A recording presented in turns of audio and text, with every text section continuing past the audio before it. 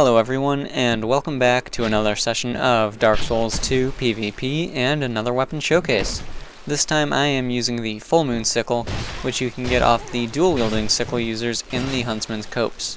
Now, this weapon is pretty good. It's a Reaper class weapon along with the Great Scythe and such, and you know, it's nice that the Great Scythe is in its own class now, because having it in the Halberd class didn't really make much sense, but anyway, moving on. The Full Moon Sickle. It has a strength requirement of 20 and dexterity of 18. It has an E scaling in strength and an A in dexterity. At plus 10, it has a physical base damage of 250, so that's not great, but it's not that bad either. It has a bleed base of 160, counter base of 110. It does 15 poise damage per hit, and on my build it has an AR of 350 even, so that's pretty nice. Now, this weapon, it's got a few interesting things going on with it, and I really do enjoy this thing quite a bit. Now, the interesting thing, and the biggest con, in my opinion, that's going on with this weapon, is the fact that you can just ignore shields. Certain attacks with this weapon at certain distances ignore shields. I'm not sure if it's all attacks. I know for a fact that it's not all distances, and I would definitely say that distance is more of a factor than the attack itself. And I'll go into detail on that when there's an example of it later on in the video. So that's a thing. And, you know, it's a fun weapon to use. I really do enjoy using it. Since I've recorded this, I have actually put it onto the bleeding upgrade path. I've infused it with the bleed stone, and I highly recommend doing that. I lost about 30 damage overall after scaling and everything, but I gained about like 50 in my bleed, so I'm bleeding out people even faster now. One thing you can do when you're wielding this weapon is wear the Crest of Blood, the ring that you get from joining the Brotherhood of Blood Covenant. Now what that ring does, even though its item description says it has no noticeable effect, what it actually does is increase your bleeding damage by 50. So that can make it very dangerous and make it very, very easy to bleed people. Right there, I was trying to block a Twin Blade.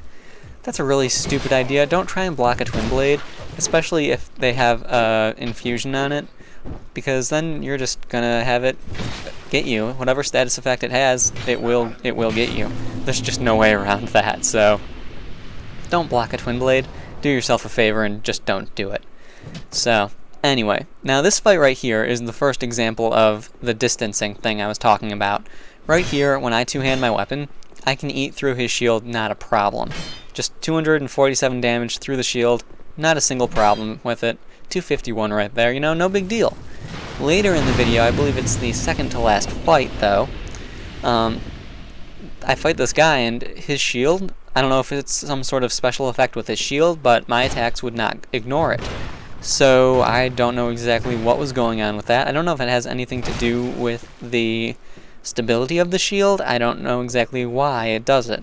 But it's able to eat through most shields. And that gives you a very, very, very good advantage. Because in a lot of cases, people will just back up with their shield up and try and turtle away. This weapon does not allow for that. They don't have the ability to do that when you're using this weapon. And right there, I love that. I love that.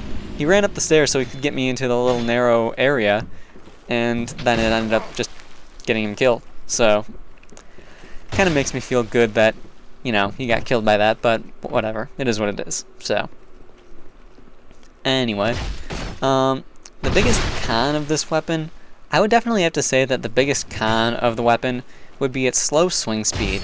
The reason I'm saying that, it's because poise doesn't really matter so much at the moment, so stacking poise to be able to get your attack off isn't really a viable strategy.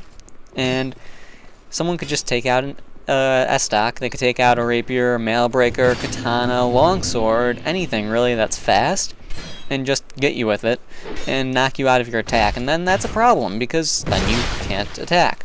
Now this is the guy I was talking about earlier, whose shield wouldn't let me bypass it. I don't know if it was the shield itself. I don't know if it's my distancing that was off, because it looks like it was just about the same.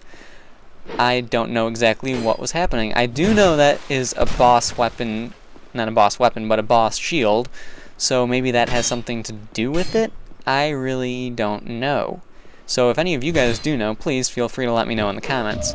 Also, this guy is a very good example of why invaders should be able to use some form of healing item. Because, yes, you can use healing spells, but, you know, you can't use healing items. And right there, that would have been fantastic if my weapon went through his shield like it normally did. But it didn't. And then look how fast his health just went up.